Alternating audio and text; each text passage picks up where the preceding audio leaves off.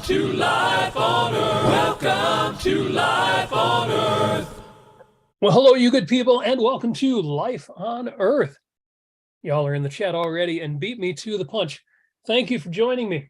I got to talk about Will MacAskill. Everybody's talking about Will MacAskill. There's one thing when he starts with effective altruism in his book, Doing Good Better. You know, as objectivists, we're not altruists. We can shrug that off, but now he's back on the New York Times bestsellers list. What the heck? With the new book, What We Owe the Future. So, of course, I want to know. I want to know what we owe the future. I want to know what you owe the future. So let's talk about that. You know, Ayn Rand, in her talk, Philosophy Who Needs It, said, in regard to my philosophy, formally I call it objectivism, but informally I call it a philosophy for living on Earth. Well, Will MacAskill has a philosophy for living on Earth. And because he is the effective philosophic leader of the effective altruism movement, of course, Peter Singer, everybody's favorite utilitarian, the leader of altruism in general these days, but MacAskill really is on all the shows, on all the podcasts, on the New York Times bestseller list. Thought, okay, I got to read this book. I got to find out why he thinks we owe the future something. So in seeking to understand, I started by researching his earlier book, Doing Good Better. Doing Good Better. I love that title. It sounds like, me speak good someday. Doing Good Better, his book on effective altruism, the case for effective altruism, because I was hoping, here's what I was hoping for.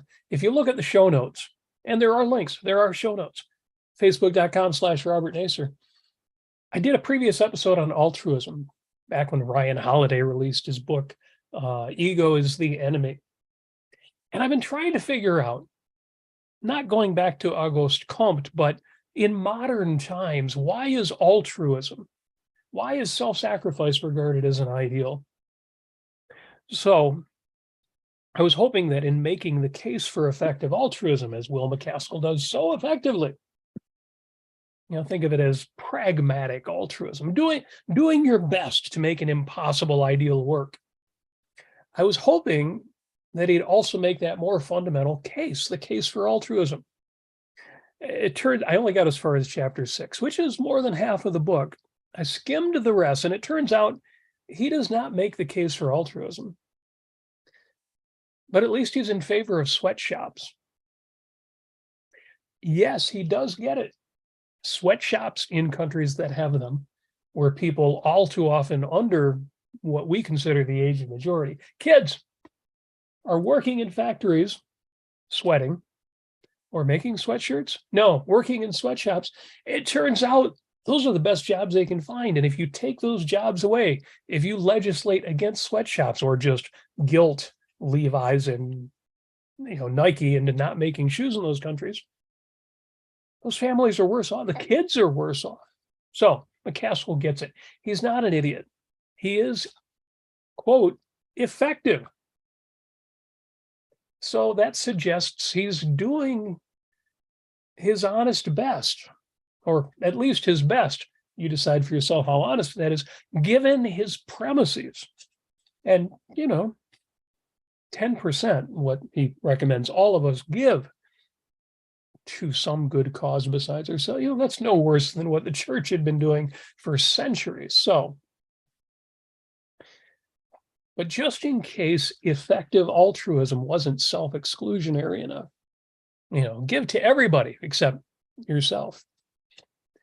While MacAskill doesn't recommend that you follow your passion in choosing a career, at least in the first book, he does steer you toward work you'll be good at and find satisfying. All the better to be an effective altruist. Just in case worrying about the state of the whole world isn't enough, with his new book, MacAskill encourages you to also worry about the worlds to come, and every person who will ever live.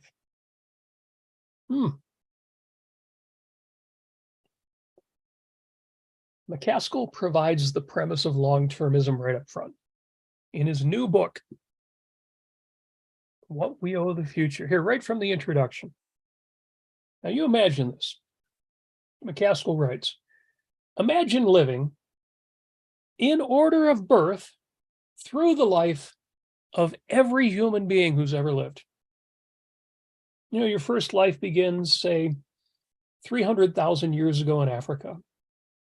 And after living that life and then dying, you travel back in time and are reincarnated as the second ever person, born, slightly later than the first. And once that second person dies, you're reincarnated as the third person, and then the fourth, and so on.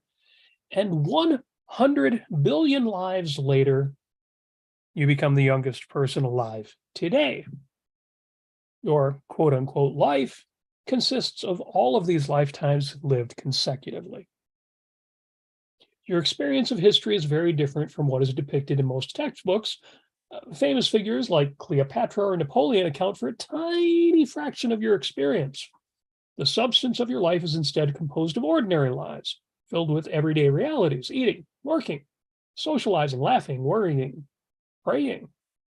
And life lasts for almost 4 trillion years in total. Again, if you could stretch out the lifetime of everybody who's ever lived so far. You experience cruelty and kindness from both sides. He gives countless examples of what that would be like. And he says that's your life so far. Your life, we would hope, would be just beginning, because even if humanity lasts only as long as a typical mammalian species, say 1 million years, and even if the world population falls, say to 1/10 of its current size, 99.5% of your life would still be ahead of you. In the chat, Kindred Amy says, what about the parallel universes and those in the future? Well, we're getting to the ones in the future. We'll talk about the multiverse another time. If you knew you were going to live all of those future lives, if humanity survives for hundreds of millions of years remaining until the Earth is no longer habitable, or the tens of trillions remaining until the last stars burn out, what would you hope to do in the present? How much carbon dioxide would you want us to emit into the atmosphere? How much would you want us to invest in research and education? How careful would you want us to be with new technologies that could destroy or permanently derail your future? Remember, your future is every life out there. How much attention would you want us to give to the impact of today's activities on the long term? This is the kind of thinking that convinces someone like Will MacAskill to convince hundreds of thousands or millions of people to worry about the future, and not just the future that your kids will inherit, or your grandkids will inherit, or the next few generations will inherit, which one could make a rational argument for why you should care what happens after you die, even though you won't be here around to care about it then. But no, we're talking about the future. He writes, future people count. Again, we're skipping forward here in the book. The idea that future people count is common sense. Future people, after all, are people. They will exist. They will have hopes and joys and pains and regrets just like the rest of us. They just don't exist yet. Yeah, and he gives examples that are much more reasonable than what sounds here. He says, suppose a plague's going to infect a town and kill thousands, and you can stop it. Before acting, do you need to know when the outbreak will occur? Does it matter just on its own? No, the pain and death at stake are worth concern nonetheless. So that gets us started. That's the premise. In the book, Will MacAskill states the following. Now try this on for size. Future people are disenfranchised.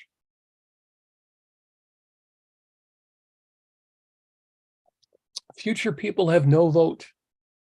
They have no voice. Oh, those poor future people.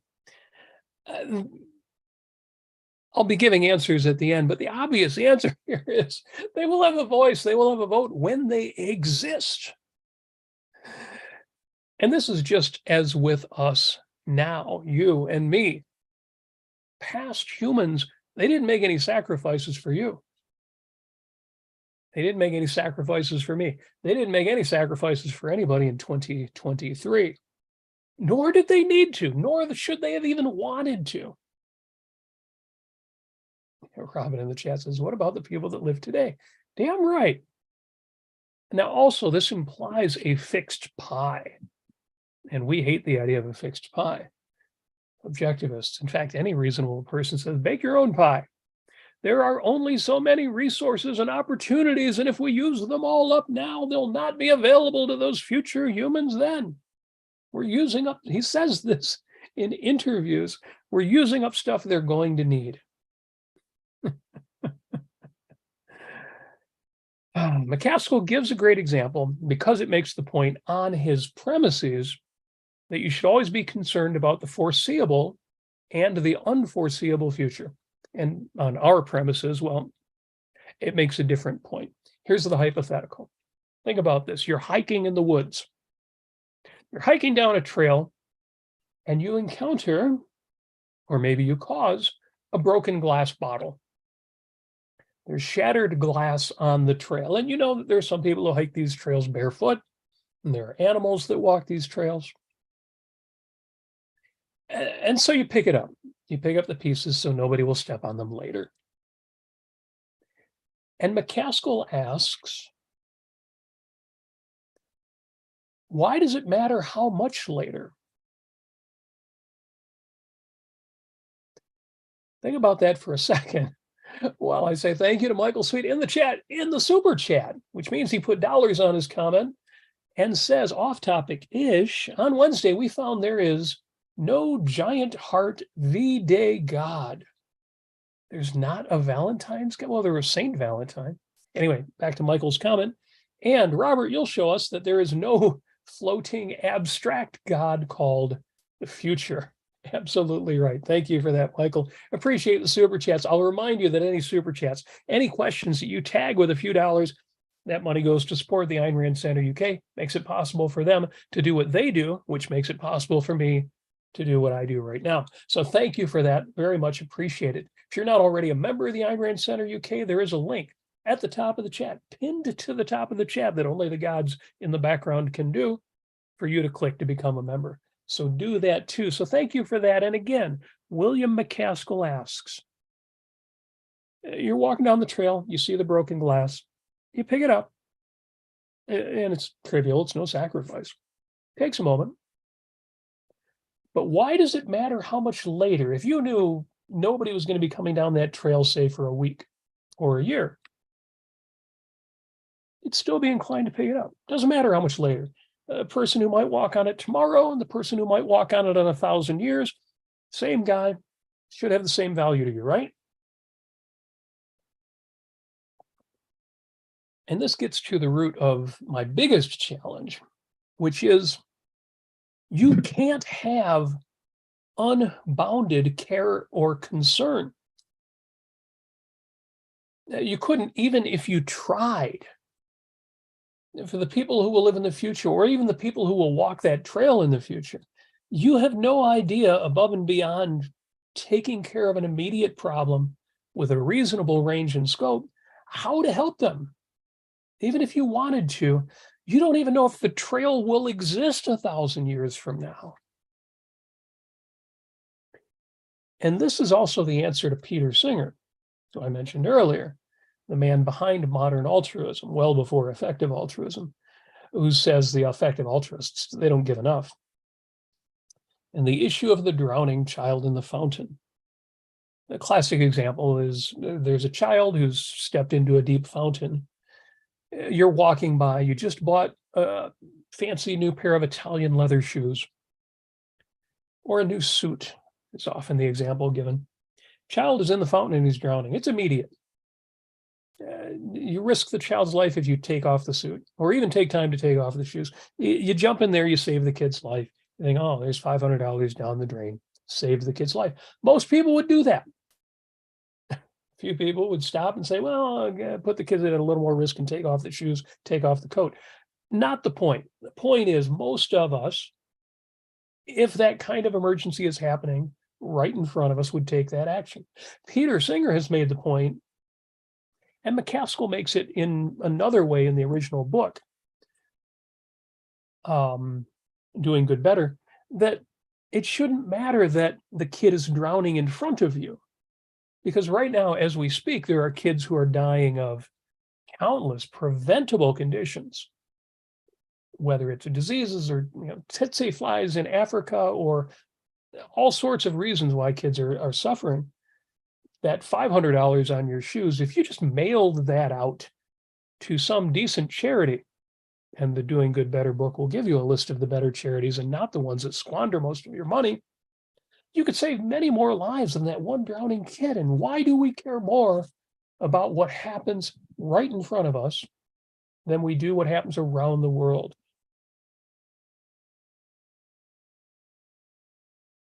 Here's the crux of the matter. MacAskill was asked during an interview about this hypothetical. The questioner says, well, what if I just don't care? What if I just don't care about the people in the future, or even helping people right now? I put out a post on Facebook, and I asked my multitudes of good friends on Facebook. We're not already friends on Facebook. We should be. Make sure you send me that request. And I asked the many, many hundreds, thousands of people, what's the best case for altruism? Why altruism? Why is altruism a moral ideal? And I've read in philosophy, I want to know, though, when you talk to people who are altruists, how do they justify that? And it turns out that most of the answers were picking on the altruists. But the few who tried to be serious, even those answers, they didn't go very far. They didn't go very deep. Yeah, okay. So again, in an interview, Will MacAskill is talking to the interviewer, and the interviewer says, well, what if I just don't care? What if I don't want to help? And interestingly enough, Will MacAskill said, well, that question equates to why be moral? Why be ethical? And he declared that that question is unanswerable. The call to be moral and therefore altruistic is, in his words, quote, a bedrock question, unquote. In our words, that would be a basic premise or a moral axiom. It's one thing for the average person to make this mistake. We often confuse altruism with benevolence, for example, generosity, charity, kindness, benevolence.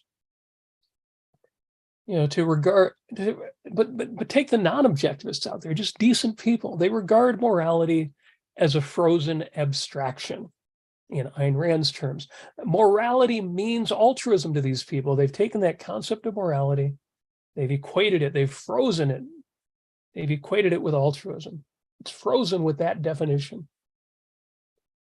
But Will MacAskill is a philosopher. In the discussion, he gave these examples. I'll quote him.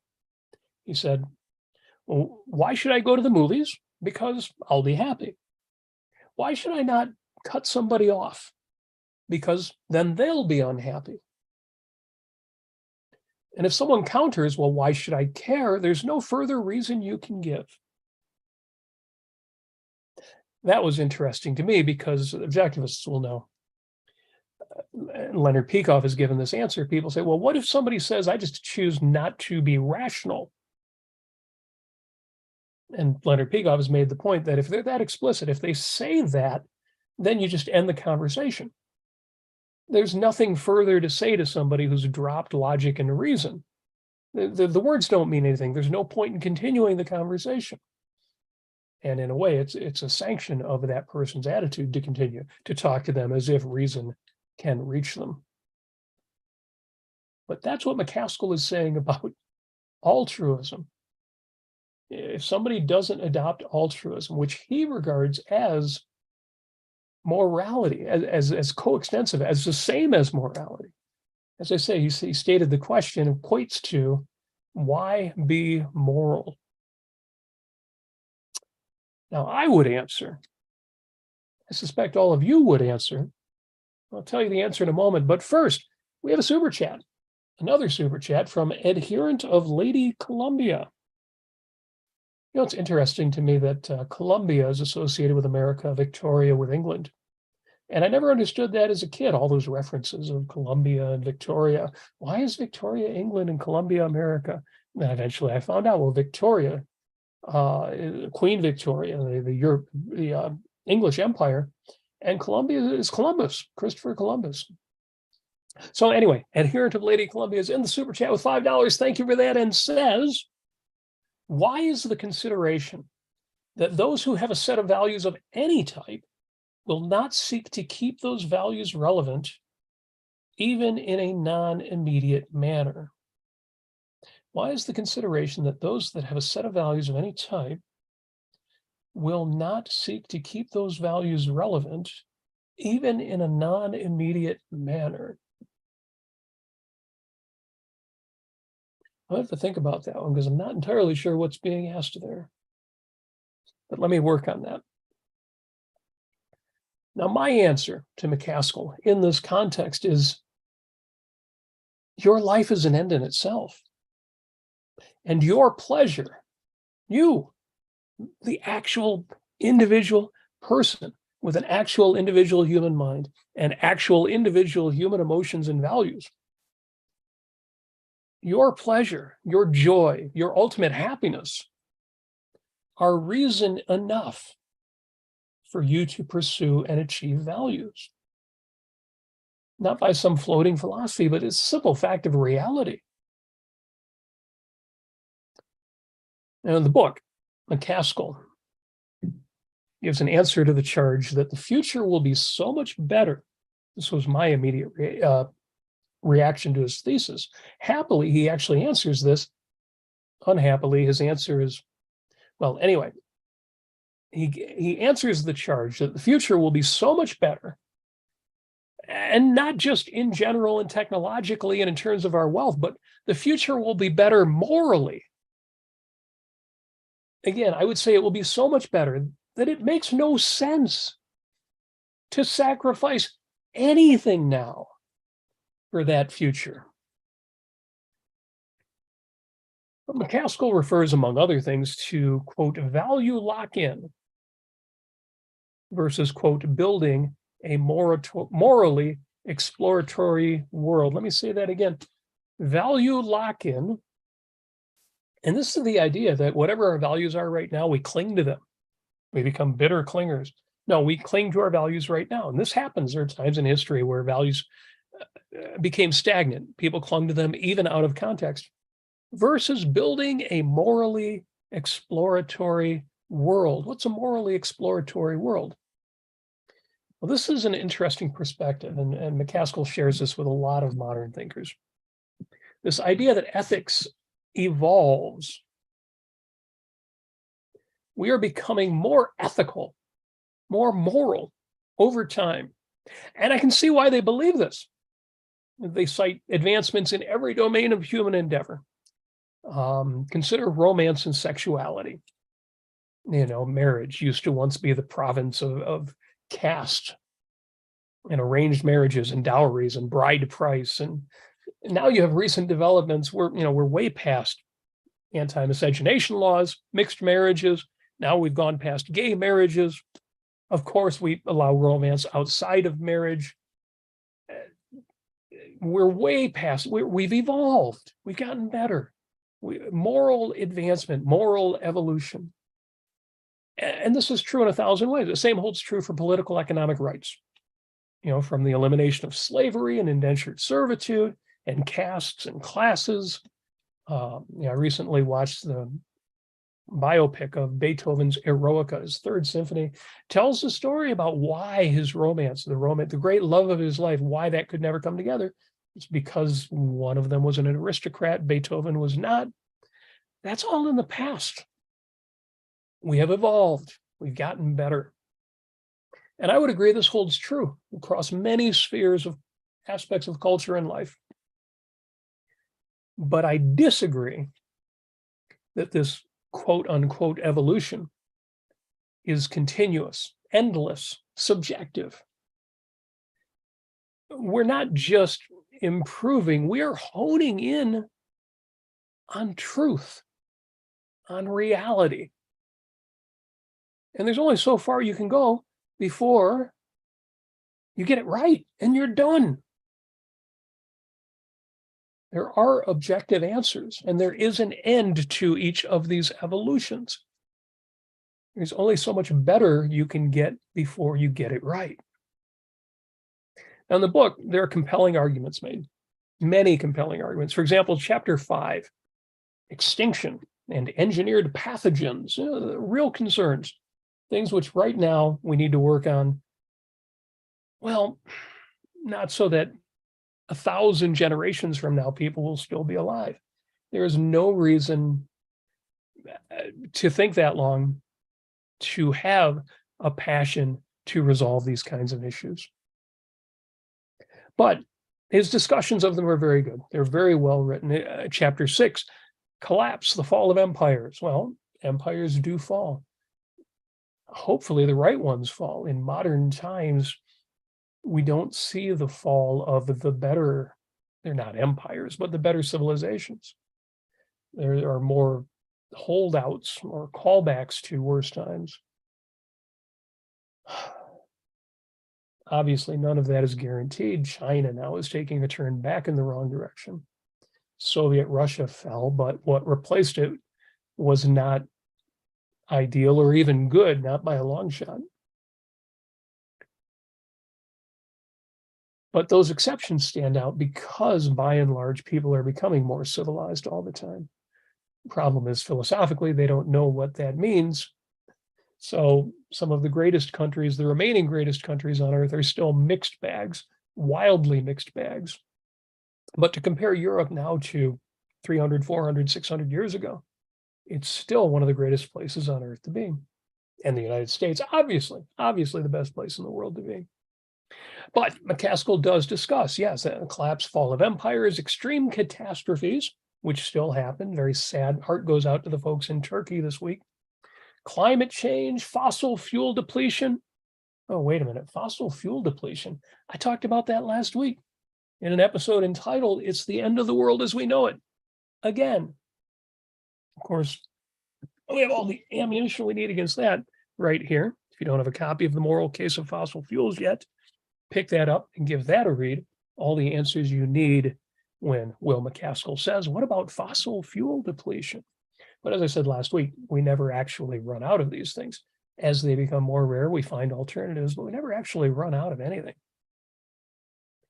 I discussed some of that last week. Link is in the show notes. Now, in case they're not already obvious, some more answers to MacAskill's thesis. And again, the first one that he answers in the, I love this. He puts the answer, the objections to his thesis right in the appendix. And one of the objections is, won't the future be without us worrying about it?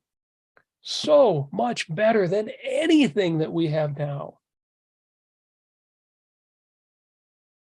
There's a review of the book that criticizes the book's thesis by stating this, quote, "We owe the future more than the arithmetic of morality," unquote. The arithmetic of morality. But I would argue that math itself is against MacAskill. Again, the odds of your efforts, think of your efforts, your investments, your sacrifices, the odds of any of that having the intended impact on future people, whether by the trillions that MacAskill talks about. Again, he's using math. He's saying, there may be 8 billion people now, but we're talking trillions in the future will be impacted by what we do. Just run the numbers. And of course, it stands to reason that we should be doing more for them because there's so many more of them. If you could take a small action to save 1 million people, wouldn't you do that?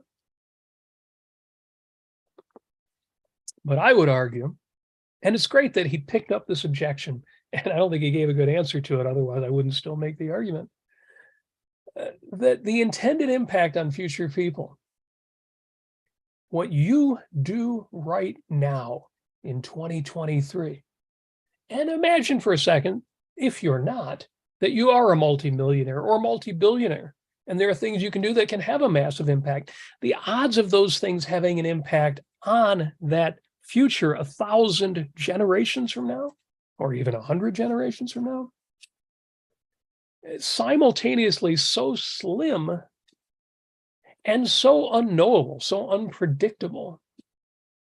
And even if you beat the odds, the impact will be so small that it is, at best, the worst conceivable investment you could make.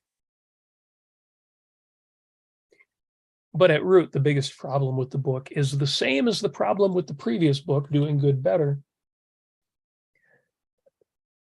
Let me give a quote from Ayn Rand. The objectivist ethics proudly advocates and upholds rational selfishness, which means the values required for man's survival, qua man, which means the values required for human survival, not the values produced by the desires, the emotions, the, quote, aspirations, the feelings, the whims, or the needs of irrational brutes who have never outgrown the primordial practice of human sacrifices, have never discovered an industrial society, and can conceive of no self-interest, but that of grabbing the loot of the moment. The objectivist ethics holds that human good does not require human sacrifices and cannot be achieved by the sacrifice of anyone to anyone. It holds that the rational interests of men do not clash, that there is no conflict of interests among men who do not desire the unearned, who do not make sacrifices nor accept them, who deal with one another as traders, giving value for value. Unquote, the objectivist ethics from The Virtue of Selfishness.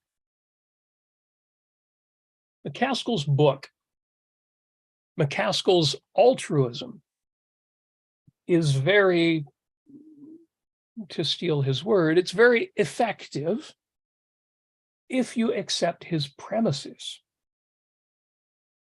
And it's a book that, if you accept the premise of altruism, it is reasonably, if not rationally, argued. If you ignore the root question, why? Why is that the ideal? So, what we owe the future is to take ideas, including our moral premises, seriously. What we owe the future, what we owe to the future, what we really owe, in reality owe to the future, is to live our own best lives. As in MacAskill's own sweatshop example, that living your own best life, that will secondarily, just purely as a side effect, lead to the greatest possible future. Not just because your own success will lead to future successes. But think about this.